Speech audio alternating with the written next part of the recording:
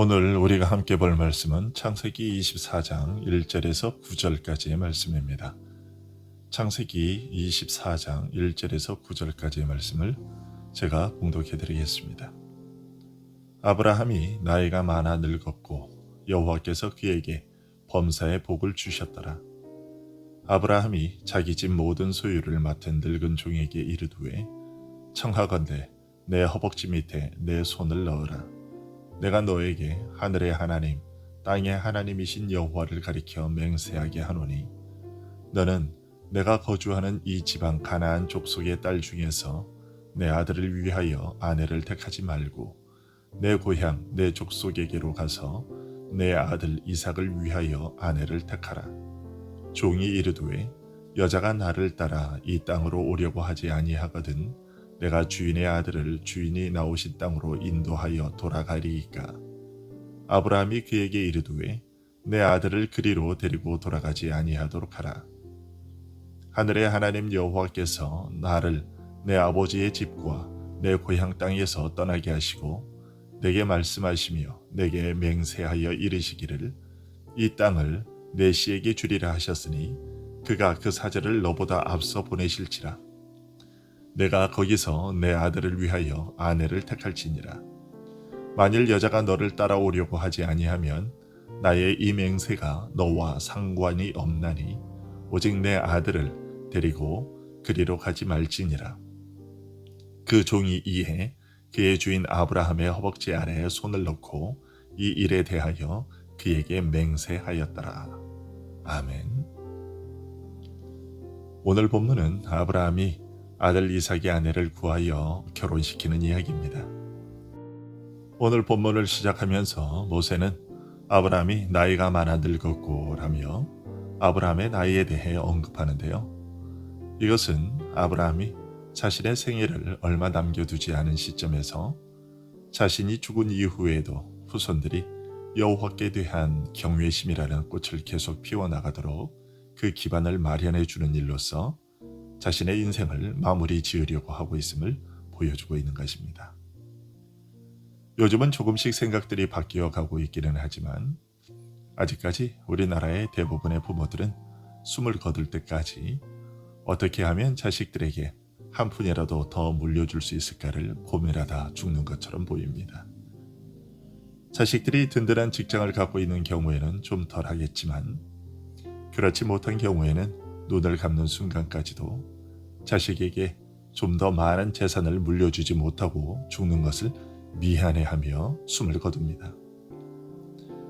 그러나 오늘 본문에서 아브라함이 우리들에게 보여주는 것은 우리 믿는 사람들이 남겨야 할 것은 그런 것이 아니라 하나님의 신실한 약속과 믿음을 유산으로 남겨야 한다는 것을 보여줍니다. 아브라함이 그의 아들 이삭을 장가 보내기 위해 신부를 고르는 과정이 보여주는 교훈이 이것이죠.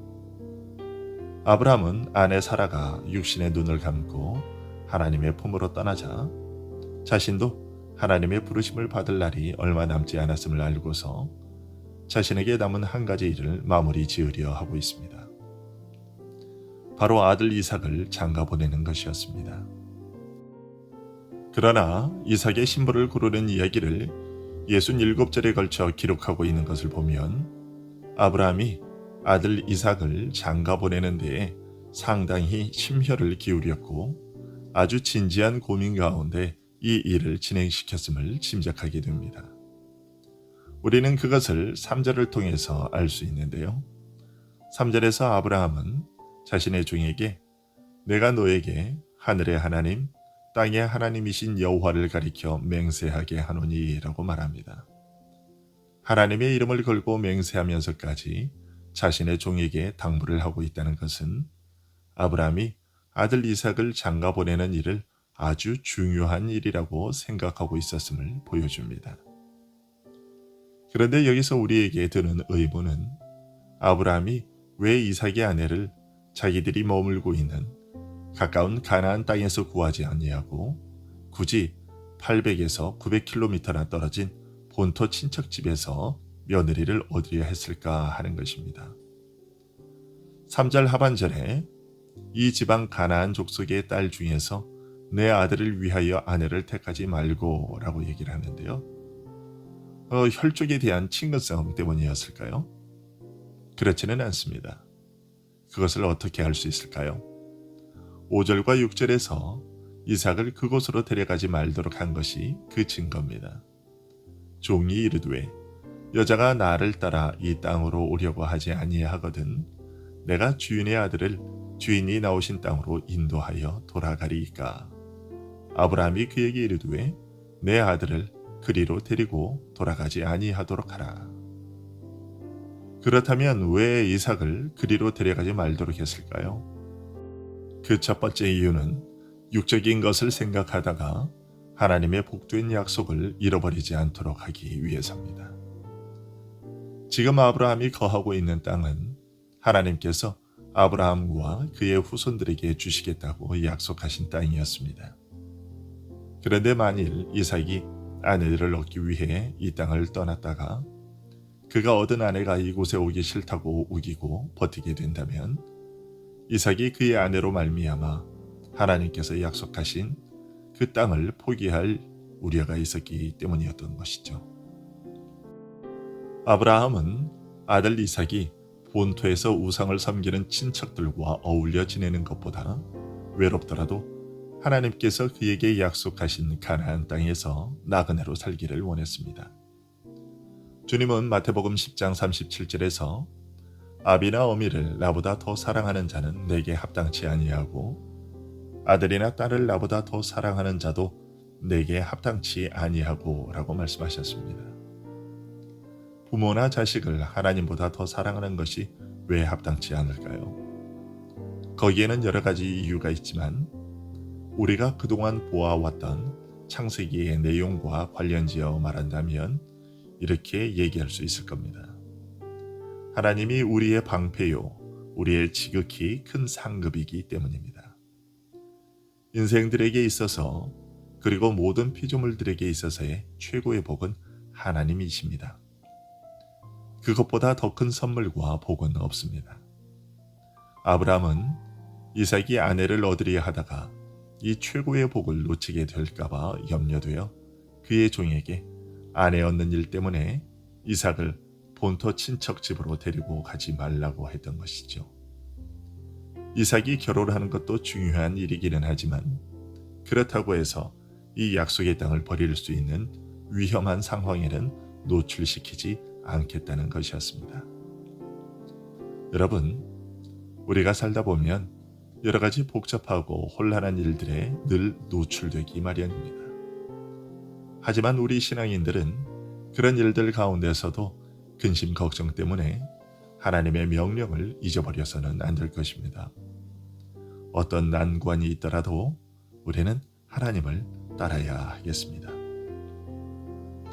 이런 사실과 더불어 아브라함이 그의 종에게 이삭의 아내를 얻기 위해 이삭을 본토 친척 집으로 데리고 가지 말라고 한 이유는 하나 더 있습니다. 그것은 비록 같은 혈육일지라도 영적인 동질성이 달랐기 때문입니다. 창세기 31장 19절에서 라헬이 드라빔을 도둑질한 것과 31장 30절에서 라반이 그 드라빔에 대하여 어찌 내 신을 도둑질하였느냐고 물은 것을 보면 부두에 라반은 우상을 섬기고 있었음이 확실합니다. 아브라함은 이 사실을 잘 알고 있었기 때문에 이삭이 그곳에 갔다가 우상 숭배에 노출되지 않을까 염려되었던 것이죠. 그런데 여기서 의문점이 생기는데요. 아브라함은 그의 친척들이 다 우상을 섬기는 것을 알고 있었으면서도 어째서 그런 친족들 가운데서 며느리를 얻기 위해 심부름꾼을 보냈는가 하는 것입니다. 이런 아브라함의 행동은 앞뒤가 맞지 않는 것처럼 보입니다. 하지만 결코 그렇지 않습니다. 우리는 그 이유를 7절을 통해서 알게 되는데요. 하늘의 하나님 여호와께서 나를 내 아버지의 집과 내 고향 땅에서 떠나게 하시고 내게 말씀하시며 내게 맹세하여 이르시기를 이 땅을 내 씨에게 주리라 하셨으니 그가 그 사자를 너보다 앞서 보내실지라. 내가 거기서 내 아들을 위하여 아내를 택할지니라. 이 말을 보면 아브라함은 하나님의 인도와 마련에 대해 확신했음을 알 수 있습니다. 아브라함은 하나님께서 자기를 고향에서 이끌어내 외국 땅으로 보내었던 것을 근거로 이것을 확신했습니다. 아브라함은 자신의 마음을 움직여 그로 하여금 본토 친척을 떠나게 하셨던 하나님께서 이번에도 당신의 약속을 이루시기 위해 이번에는 고향 사람들의 마음을 움직이셔서 자신에게 호의를 베풀어 주게 하실 것이라는 것을 믿었습니다.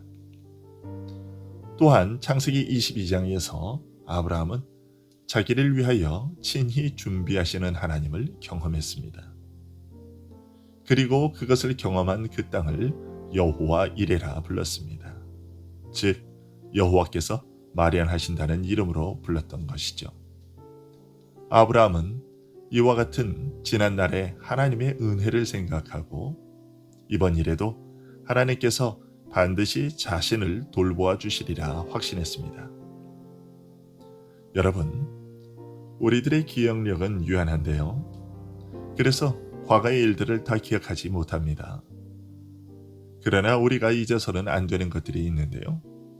사랑하는 사람들과 관계된 소중한 추억들도 그런 것이지만 더욱 잊지 말아야 할 것은 하나님께서 우리에게 베풀어 주셨던 신앙의 경험들입니다. 모세의 고별 설교인 신명기에서 계속해서 등장하는 단어가 바로 그것입니다. 기억하라는 것입니다. 너희들이 과거에 하나님 앞에 얼마나 악하게 굴었는지, 그런 너희들을 하나님께서 얼마만큼 용서하고 은혜를 베푸셨으며 너희들의 길을 인도하고 지키고 보호하셨는지를 기억하라고 말합니다. 그 기억들이 앞으로 그들의 삶을 흔들리지 않게 인도할 것이기 때문이었지요. 여러분, 하나님의 인도하심에 대한 확신이 흔들릴 때 지난 과거에 베푸셨던 하나님의 은혜들을 떠올려 보십시오. 그러면 여러분을 인도하시는 하나님에 대한 확신이 굳건히 서게 될 것입니다. 그리고 그러한 확신이 여러분들로 하여금, 우리들로 하여금 세상에 타협하지 아니하고 다시금 세상으로 나아가지 아니하고 계속해서 하나님의 약속을 붙들고 나아가게 하는 굳건한 힘이 될 것입니다. 그러니 지금 닥친 일들을 해결하느라 세상에 속하려는 어리석음을 범치 말고 우리에게 닥친 일들을 주의 인도하심에 맡기고 믿음으로 하나님의 약속 안에 머무르는 우리들이 되기를 소원합니다. 기도하겠습니다.